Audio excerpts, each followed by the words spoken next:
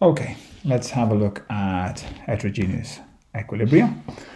What does that mean? Well, we've looked at this before. It's the idea that there's an equilibrium set up, but it contains species in different phases or states.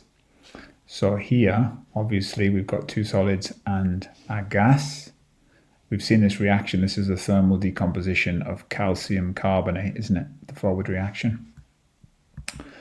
So theoretically, that would be the expression for Kc. This is all revision for you. But the concentrations of the solids, the two solids, are considered to be constant. Okay, so you know what I'm going to say now. Kc in this case would be just the carbon dioxide concentration. Okay, so the solid phase is not considered in expressions for Kc, and the solid and liquid phases are not considered in expressions for Kp, technically.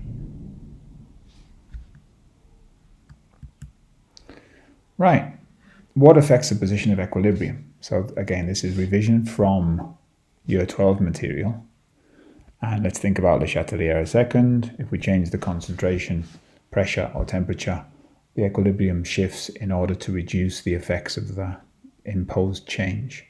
So if we increase the concentration of reactants, then the equilibrium shifts to the right to give more products. If we increase the concentration of a product, it shifts to the left to make more reactants. If we increase the pressure, you know the rigmarole, the equilibrium shifts in the direction of fewer moles or fewer molecules or less volume. If we decrease the pressure, it shifts in the direction of more moles to try and restore the pressure again. And temperature, if we increase the temperature, then it shifts in the endothermic direction to try and decrease the temperature.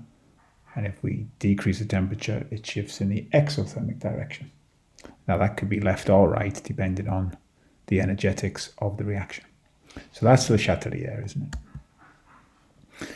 We can use Kc and Kp, and this is really just remembering what happens with them. So we're always going to refer back to Le Chatelier here, okay? But we can use the expressions and talk about the position of equilibrium with reference to Kc and Kp. Let's consider this general equilibrium. Again, we've seen this before, and there's the Kc expression. Okay? Kc or P, Kp also, must be constant at a given temperature. That all makes sense. There's nothing really new there, is there? Okay, so there are two different ways that we can use to explain the effects of change in the concentration of one of the species on the equilibrium. So if we look at Le Chatelier, for example, if we increase the concentration of P, then this equilibrium will shift in this direction.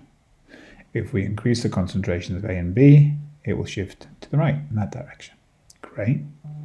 And there's the expression for Kc. Now, there's another way of explaining this. Kc must be constant. It must be constant at a given temperature. It must be constant. So if I increase the concentration of P, which is the numerator here, then what will happen spontaneously is P and R will react to increase A and B in order to restore Kc. Okay? If I increase the concentrations of A and B suddenly, then Kc momentarily doesn't apply, then A and B will make more P and R so that Kc is restored. Okay? So the ratio equals Kc. That's the idea. That's for changes in concentration of the reactants or products. Change in the pressure, well, this is going to affect gaseous equilibria, isn't it? And it will only have an effect when there's a change in the total number of moles. So let's have a look at this reaction. Okay, we know this to be the contact process, don't we? 3 moles on the left-hand side, 2 moles on the right-hand side. So Kp is that. Brilliant. That's fairly straightforward, isn't it? Let's not go through that in too much detail. Partial pressures. And if we substitute the partial pressures for the mole fractions, then this is the expression we come up with. Okay? So partial pressure would be the mole fraction of SO3 times the total pressure, and that would give me squared. So I would have a PT squared in the numerator, and then mole fraction of SO2 squared, mole fraction of O2 squared. But I'd have two PT terms here and one PT term here. So the PTs would cancel, leaving one total pressure in the denominator. Okay? That's just maths and substituting in partial pressures for mole fractions and total pressure. So what would Le Chatelier say if we increase the pressure in this case? Well, increasing the pressure causes the equilibrium to shift in the direction of fewer moles or molecules.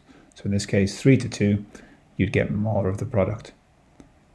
If we decrease the pressure, you'd get more of the reactants. Okay? Well, we can use an expression for Kp to explain this too. Increasing the pressure here would increase the denominator.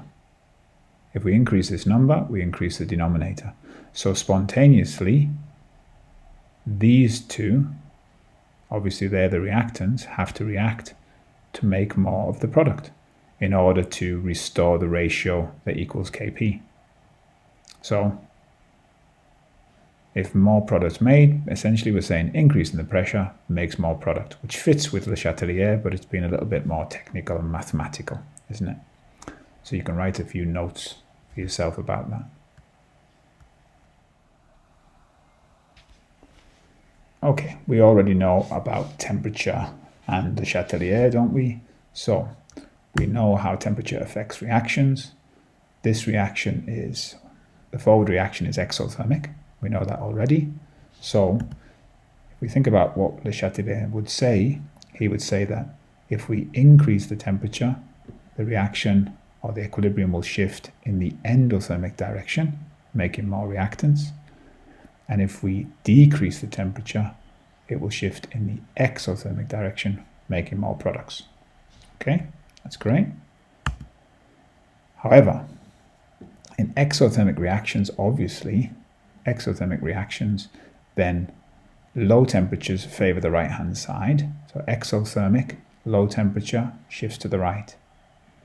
If we increase the temperature, Kp would do what? If we increase the temperature, Kp would decrease. Why? Because increasing the temperature causes the reaction to shift to the left-hand side. Therefore, in the expression of Kp, the denominator becomes larger and the value of Kp decreases. Have a think about that. Conversely, in endothermic reactions, high temperatures favor the right-hand side because it moves in the endothermic direction. So if we increase the temperature in endothermic reactions, increasing the temperature in endothermic reactions causes the equilibrium to shift to the right. We get more product, which is the numerator, so Kp increases. Okay, work through that, make sure that's clear to you. For this particular case, if we increase the temperature, Kp would, like we said, the forward reaction is exothermic, so increasing the temperature here would cause Kp to decrease.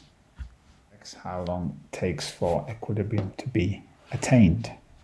Well, we know that each of these factors affect the position of equilibrium, but they also affect how fast it takes for equilibrium to be established. All of them affect the rate. How? Well, all in the same way. If we increase all of these individually, the concentration, the pressure, and the temperature, then the rate of attainment of equilibrium increases. Okay? They make equilibrium be reached faster. Now, we know that concentration and pressure will not change the position of equilibrium. We've seen on the previous slide that temperature does. affect the position of equilibrium. But all of these, increasing them, causes the attainment of the equilibrium to increase, to be faster. What other factor will affect this? Well, the use of a catalyst. A catalyst, again, will increase the rate at which equilibrium is attained.